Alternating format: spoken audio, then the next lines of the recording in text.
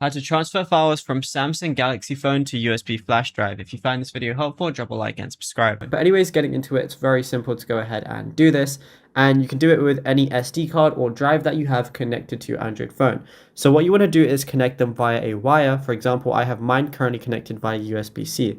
So all I want to go ahead and do is then locate the My Files application. As you can see, I have USB storage 1 right here, but obviously if you have an SD card or anything like that, it's going to show up here as well. All I want to do is while I'm in my Files app, I can go to images, anything like that. Let's say I want to select some images, then all I'm going to do is press the move icon on the bottom left, but then it's going to show internal storage at the top, but all I want to do is switch it to USB storage 1, and then all I want to do is press move here, but obviously I can make a new folder in here if I want to, and then move it specifically there. I can do the exact same thing with videos too, providing you have enough storage space.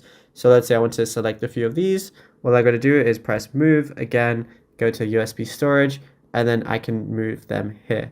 And yeah, it's literally as simple as that. There is nothing else to it. You can do this as many times as you want, providing you have enough storage, and it is very quick.